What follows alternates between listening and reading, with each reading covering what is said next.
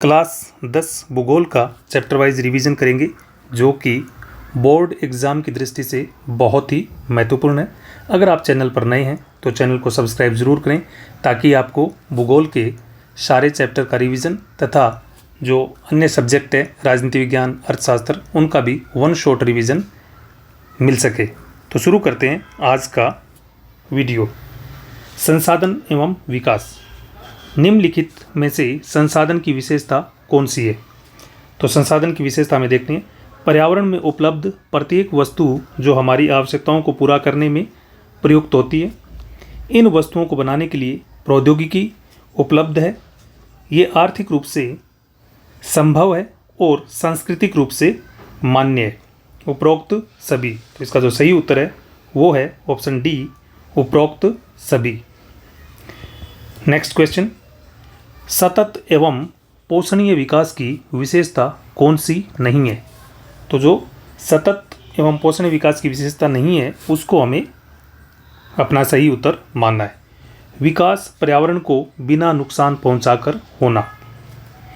विकास के लिए संसाधनों का उपयोग न्यायपूर्ण तरीके से करना। वर्तमान का विकास भविष्य की पीढ़ियों की आवश्यकता की अवहेलना न करता हो। संसाधनों की संरक्षण की परवाह करे बिना विकास करना। तो इसका जो सही उत्तर है वह है ऑप्शन डी, संसाधनों की संरक्षण की परवाह करे बिना विकास करना। तो ये एक गलत है, बाकी सारे ऑप्शंस बिल्कुल सही हैं। तो इसको अगर हम ये कर दें कि संसाधनों के संरक्षण की परवाह करना और विकास करना तो यह सही हो जाता है। तो ये सारे के सारे सतत एवं पोषणीय विकास की विशेषताएं हैं जिसको आप नोट डाउन कर सकते हैं। ब्राज़ील की राजधानी रियो डी जेनेरियो में प्रथम पृथ्वी सम्मेलन कब हुआ? Very very important. ऑप्शन 1986, 1991, 1992, 1995। इसका जो सही उत्तर है वह है ऑप्शन सी, 1992। 1986 इसमें उपभोक्ता संरक्षण अधिनियम आया जिसको कि कोपरा कहते हैं।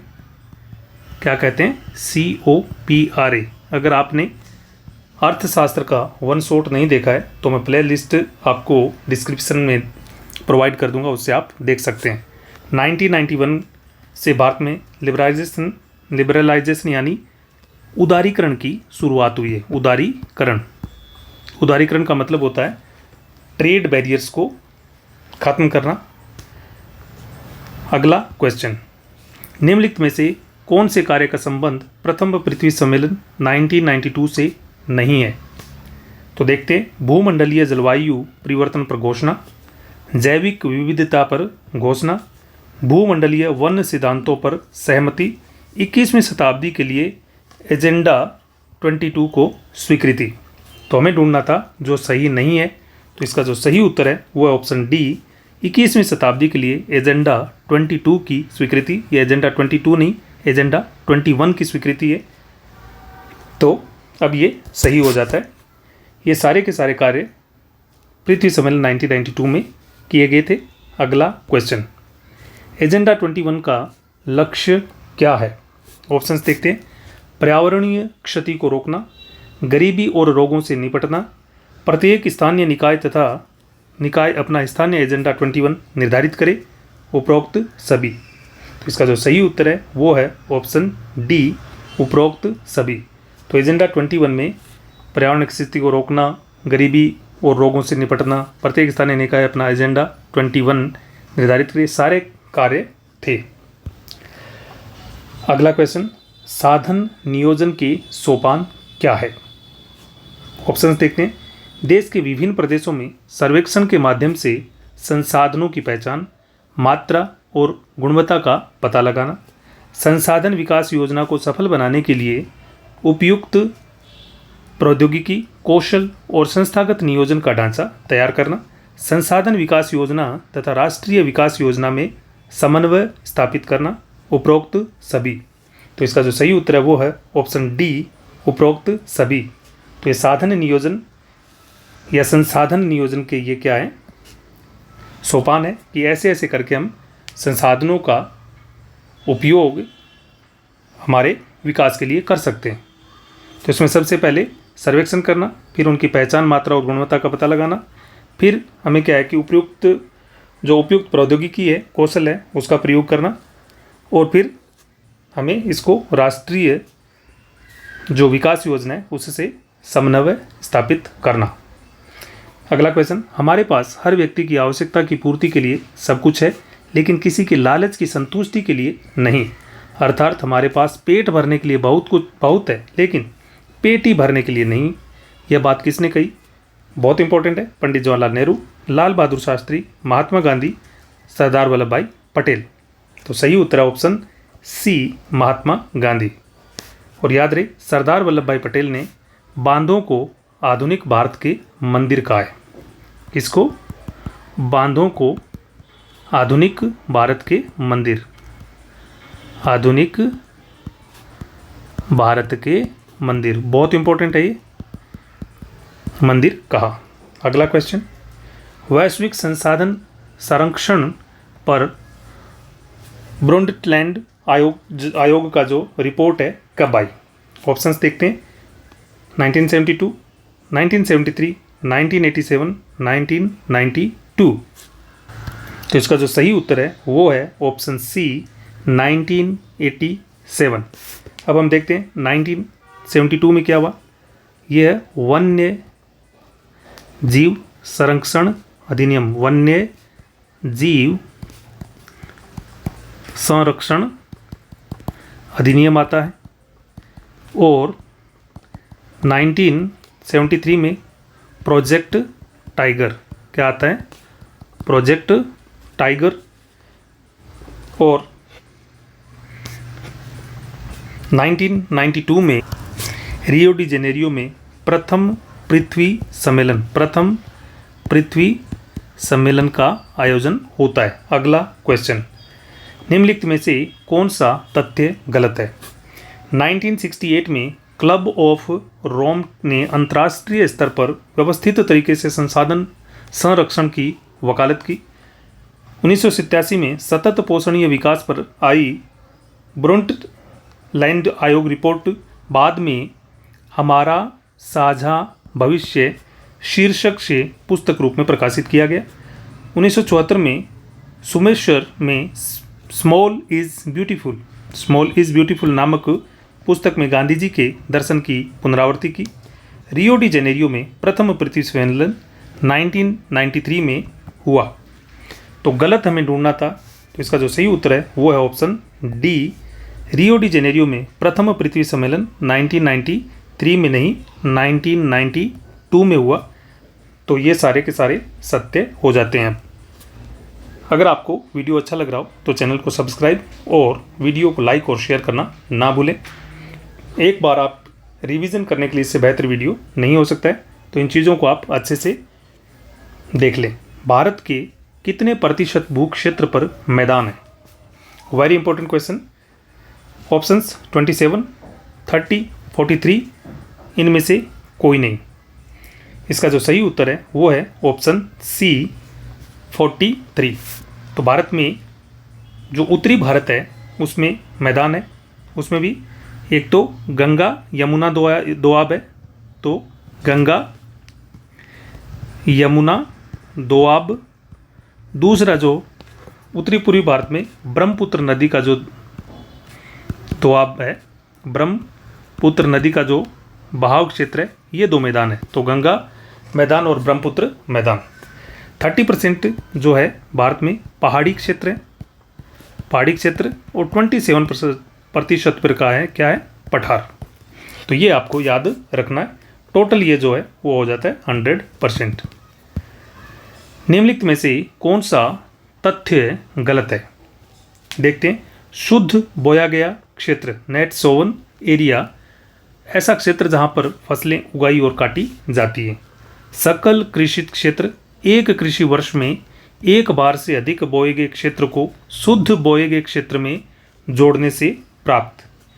प्रतिभूमि, एक कृषि वर्ष या उससे कम समय से खेती न की गई हो। बंजर भूमि, ऐसी भूमि जिस पर 6 वर्ष या उससे अधिक समय से खेती न की गई हो। बहुत इंपॉर्टेंट क्वेश्चन है, इसमें हमें गलत ढूंढना था। तो इसमें जो गलत ऑप्शन है वो है ऑप्शन डी कि बंजर भूमि जो है ऐसी भूमि जिस पर 6 वर्ष नहीं 5 वर्ष या उससे अधिक समय से खेती न की गई हो। अगला क्वेश्चन, भारत का भौगोलिक क्षेत्रफल कितना है? ऑप्शंस देखते हैं। 32.8 लाख वर्ग किलोमीटर, 3.42 लाख वर्ग किलोमीटर, 6,700 लाख वर्ग किलोमीटर, इनमें से कोई नहीं। तो इसका जो सही उत्तर है वो है ऑप्शन ए 32.8 लाख वर्ग किलोमीटर।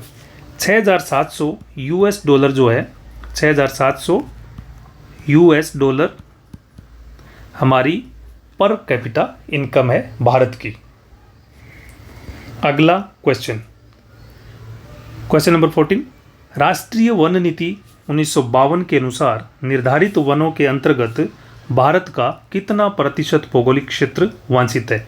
यानी वन नीति 1952 के अनुसार कितने प्रतिशत क्षेत्र पर वन होने चाहिए? ऑप्शन देखते हैं। 15%, 33%, 54% या फिर 76%।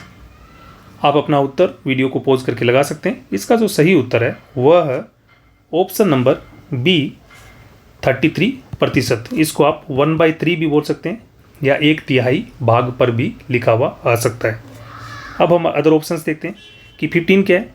तो 15% से आपको याद होना चाहिए कि बैंकों को अपनी कुल जमा का 15% नगद के रूप में रखना होता है। नगद के रूप में रखना होता है कि इतना पैसा ग्राहकों की जो डिमांड डिपॉजिट जो होती है, मांग जमा की, यानी उसके नगद की मांग को पूरा करने के लिए 15% उनके कुल जमा को नगद के रूप में बैंकों में रखना होता है। जो 54% यानी 54% भारत की महिला साक्षरता है, महिला साक्षरता है, इनको आप पक्का याद रखें। और 76% जो है भारत में पुरुष साक्षरता है, पुरुष साक्षरता। तो इसमें आपको हर एक पॉइंट का डिटेल्ड डिस्क्रिप्टिव आंसर भी दिया जा रहा है, जिससे आपके रिवीजन में किसी भी प्रकार की समस्या ना हो। अगला क्वेश्चन, भूमि निम्नीकरण यानी लैंड डिग्रेडेशन का कारण कौन सा नहीं है? यानी भूमि का जो गिरावट होती है उसके जो स्तर में या उसकी जो उपजाऊ क्षमता होती है उसका कारण क्या हो नहीं है, हमें कौन सा ढूंढना है? नहीं है। वनोन्मूलन, अति पशुचारण, खनन गतिविधि या फिर वनारोपण। तो इसका जो सही उत्तर है वो है ऑप्शन डी वनारोपण। यानी वन लगाने से, इसको इंग्लिश में अफॉरेस्टेशन बोलते हैं, तो अफॉरेस्टेशन से तो भूमि निम्नीकरण का सवाल ही नहीं उठता है। अब इसमें कई बार दिक्कत आती है कि वनोन्मूलन क्या होता है। वनोन्मूलन मतलब होता है वनों का उन्मूलन यानी डीफॉरेस्टेशन। डीफॉरेस्टेशन यानी इसका हिंदी में, साफ हिंदी में देखा जाए तो इसका मतलब है वनों की कटाई। तो वनों की कटाई कारण है, अति पशुचारण कारण है, खनन गतिविधि भी है, लेकिन पेड़ लगाना कारण नहीं है। भारत में भूमि निम्नीकरण का प्रमुख कारण क्या है? तो सॉरी, ये भारत पढ़ दिया मैंने, राजस्थान में। तो राजस्थान में भूमि निम्नीकरण का प्रमुख कारण क्या है? ऑप्शन देखते हैं। वनोन्मूलन, खनन, अति पशुचारण, अति सिंचन यानी अत्यधिक सिंचाई। बहुत इंपॉर्टेंट क्वेश्चन है। इसका जो सही उत्तर है वो है ऑप्शन सी अति पशुचारण। अति सिंचन यानी अत्यधिक सिंचाई के कारण ज़मीन के ऊपर पानी भर जाता है और ये खराब हो जाती है। तो इससे जो खराब हुई है भूमि वो आप पंजाब, हरियाणा आदि में अत्यधिक सिंचाई के कारण भूमि का निम्नीकरण हुआ है। खनन के कारण आप झारखंड और इनमें कह सकते हैं, झारखंड। और वनोन्मूलन के कारण जो भूमि का निम्नीकरण हुआ है वो आप मध्य प्रदेश करेंगे। क्या करेंगे? मध्य प्रदेश। आप इनको नोट डाउन कर सकते हैं। भूमि निम्नीकरण को रोकने का कौन सा उपाय नहीं है? यानी हम भूमि को बचाना चाहते हैं, वो खराब न हो, तो उसके लिए जो उपाय करेंगे उसमें कौन सा नहीं है वो हमें ढूंढना है। वनारोपण और पशुचारण पर नियंत्रण, रेत के टीलों पर कंटीली झाड़ियाँ लगाकर और पेड़ों की रक्षक मेखला लगाकर, खनन नियंत्रण और औद्योगिक दूषित जल का परिष्करण करके यानी उसको शुद्ध करके, या फिर वनोन्मूलन करके। तो इसका जो सही उत्तर है वो है ऑप्शन डी वनोन्मूलन। यानी वनों की कटाई करके क्या हम भूमि निम्नीकरण को रोक सकते हैं? नहीं, ये उपाय नहीं है। इसको वनों की कटाई बोलते हैं, वनों की कटाई। किसको? वनोन्मूलन को। तो ये तो भूमि निम्नीकरण को रोकने का उपाय नहीं हो सकता। अगला क्वेश्चन, निम्नलिखित में से कौन सी मृदा की विशेषता नहीं है? जो मृदा होती है सॉइल, उसकी विशेषता कौन सी नहीं है? ऑप्शंस देखते हैं। मृदा एक नवीकरणीय संसाधन है, लेकिन उसको बनने में काफ़ी समय लगता है। मृदा बनने की प्रक्रिया के प्रमुख कारक जनक सेल, उच्चावच, जलवायु, वनस्पति तथा जैव पदार्थ है, तथा प्राकृतिक कारक जैसे तापमान परिवर्तन, बहता जल, पवन, हिमनद आदि इसमें सहायक है। मृदा जैव तथा अजैव दोनों पदार्थों से मिलकर बनती है। मृदा एक मृत तंत्र है। बहुत इंपॉर्टेंट क्वेश्चन है, इसमें मृदा कैसे बनती है वो भी समझाया गया है, और मृदा क्या है, एक नवीकरणीय संसाधन है या अनवीकरणीय है। तो इसका जो सही उत्तर है कि मृदा की विशेषता कौन सी नहीं है, तो ऑप्शन डी इसका गलत है, बाकी सब सही है। मृदा एक मृत तंत्र है, नहीं, मृदा एक जीवंत तंत्र है। क्या है? जीवंत तंत्र है मृदा एक। तो ये इसलिए गलत हुआ है, बाकी सब सही है। क्वेश्चन नंबर 19, भारतीय मृदा को कितने वर्गों में बांटा गया है? ऑप्शंस देखते हैं, 3, 4, 5 या फिर 6। तो इसका जो सही उत्तर है वो है ऑप्शन डी, 6। भारतीय मृदा को 6 वर्गों में बांटा गया। एक नंबर आपको बता देता हूँ सारे। एक नंबर जलोढ़ मृदा, 2 नंबर काली या फिर कपास की खेती वाली मृदा होगी, इसको रेगर मृदा भी बोलते हैं, तो रेगर मृदा। नंबर 3 लाल पीली मृदा। नंबर 4 लेटराइट मृदा। और नंबर 5 वन मृदा। नंबर 6 रेतीली या रेगिस्तानी मृदा। तो ये 6 मृदा प्रकार हैं भारत में। 3 अगर आप देखें तो वनों के 3 प्रकार हैं। वनों को कितने वर्गों में बांटा गया है? वनों का वर्गीकरण, ये 3 वर्गों में बांटे गए। एक नंबर में आपका आएगा आरक्षित वन, आरक्षित वन। 2 नंबर में रक्षित वन, वन। और 3 नंबर में आपका आएगा अवर्गीकृत वन। इनको आप नोट डाउन कर लेना। अगला क्वेश्चन, खादर और बांगर किस मृदा के प्रकार है? Very important question. जलोढ़ मृदा, काली मृदा, लाल और पीली मृदा, लेटराइट मृदा। तो खादर और बांगर जो है वो जलोढ़ मृदा के प्रकार हैं, जिसमें जलोढ़ जो ये खादर होती है ये ज़्यादा उपजाऊ होती है, ज़्यादा उपजाऊ और नई मृदा होती है। और जो बांगर होती है वो कम उपजाऊ तथा कंकरीली होती है, कम उपजाऊ तथा कंकड़ पत्थर वाली होती है। क्या होती है? कंकड़ पत्थर वाली होती है। अगला क्वेश्चन, निम्नलिखित में से कौन सी विशेषता जलोढ़ मृदा की है? तो हमें जलोढ़ मृदा की जो विशेषता है उसको बताना है कि यह जलोढ़ मृदा की विशेषता है। उत्तर भारत के गंगा और ब्रह्मपुत्र के मैदानों में यह मृदा पाई जाती है। यह मृदा काफ़ी उपजाऊ होती है, जिसके कारण यहाँ पर जनसंख्या घनत्व अधिक पाया जाता है, यानी ज़्यादा लोग यहाँ पर बसे हैं। यह मृदा पोटास, फॉस्फोरस और चूना युक्त होती है, उपरोक्त सभी। इसका जो सही उत्तर है वो है ऑप्शन डी, उपरोक्त सभी। ये सारी विशेषताएं जलोढ़ मृदा की हैं। अगला क्वेश्चन, निम्नलिखित में से कौन सी काली मृदा की विशेषता नहीं है? जो काली मृदा है उसकी विशेषता कौन सी नहीं है उसको हमें बताना है। काली मृदा वही जहाँ पर कपास की खेती होती है। यह मृदा दक्कन के पठारी क्षेत्र में पाई जाती है, जो कि कपास की खेती के लिए उपयोगी है। इस मृदा को रेगर मृदा भी कहते हैं। यह लावा से बनी होती है। इस मृदा में फॉस्फोरस पाया जाता है।